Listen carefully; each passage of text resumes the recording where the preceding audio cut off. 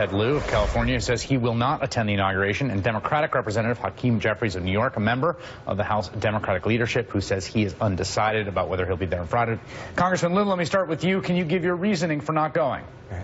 Well, thank you, Chris, for that question. And let me first say it's an honor to be on your show with the wonderful Hakeem Jeffries.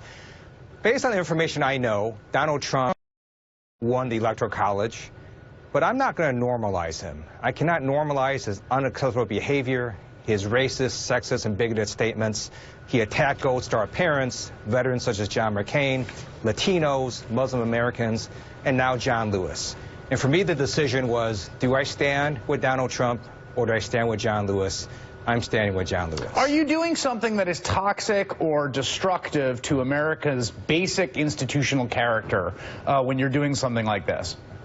What makes America great is that, unlike Russia, we don't make people watch parades or ceremonies. Keep in mind, nothing is happening at this inauguration in terms of votes cast or policies being enacted. It's pageantry. Now, can a man like Trump, who has made a series of racist and sexist statements, have a good idea? Oh, yes, he can. So when he withdraws the United States from the Trans-Pacific Partnership, I will support it. But if he's got bad ideas, like creating a Muslim American registry or cutting Social Security and Medicare, then I'm going to fight like hell to oppose them. Congressman Jeffries, since you're here and you have not announced how you'll be, what you'll be doing on Inauguration Day, how do you understand what you are communicating as a member of Congress and as a member of a constitutional office by going or not going? Well, the peaceful transfer of power is something that I think is an important part of American democracy. It's very unique to a republic, and it's something that we should respect. I don't think not attending the inauguration, for instance, would be disrespecting that principle in this particular situation, because John Lewis is completely right. There is a cloud of illegitimacy around the election of Donald Trump. The Russians interfered with his election. James Comey and the FBI interfered with his election. The fake news industry interfered with his election. He didn't win the popular vote. He lost the popular vote. A majority of Americans didn't vote for him. They voted against him. And so every member is going to have to work. Why is that different than whining because you lost? Because, you know, the notion that a foreign power could have interfered with American democracy in a way that could have altered the results is a unique threat to the republic, and that's a serious thing for each member to have to consider and to weigh. I'm going to spend the next day or so in the district speaking to people in Brooklyn and Queens, and then I'll make my own decision.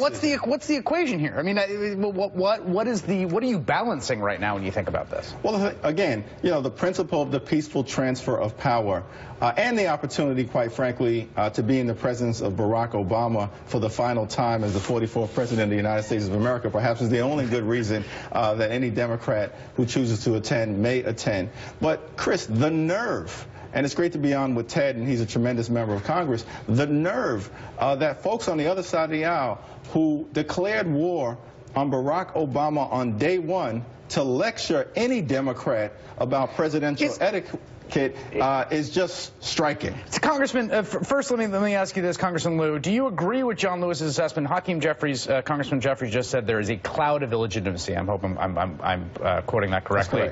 Congressman Lewis said he does not believe him to be legitimate. Do you believe him to be illegitimate?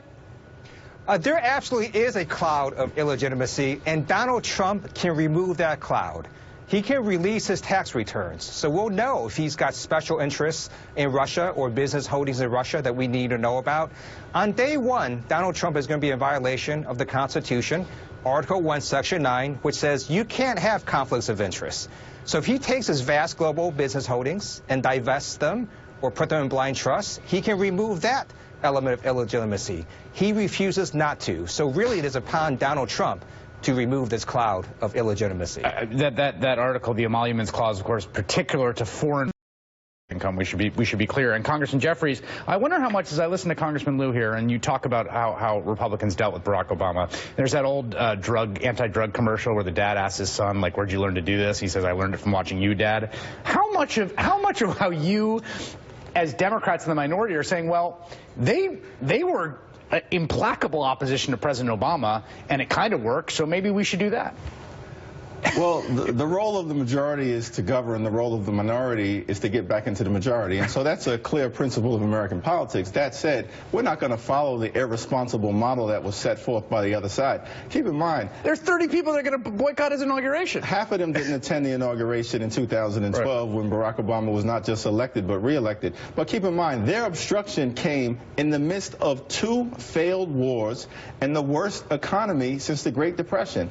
All we're saying is Donald Trump has some issues that he has to work out. By the way, he was the leader of the birther movement. He perpetrated the racist lie that Barack Obama wasn't born in the United States of America. So he's got some things that he's got to apologize for and deal with. And then he has this bromance with Vladimir Putin, and yet he attacks a civil rights icon. And so he's given us every reason to say there are going to be some problems the day that he's sworn in. Congressman Lieu, as soon as I saw John Lewis comments to my colleague Chuck Todd, I thought to myself, well, there's some tweets that are going to come from the president-elect. Were you surprised or not by what he said? But the tweets from Donald Trump were completely inappropriate, and it shows one of the weaknesses of Trump. Instead of addressing the very real issues about legitimacy, he attacks a messenger. Right. He attacks John Lewis on his district, which is false. His district is doing great.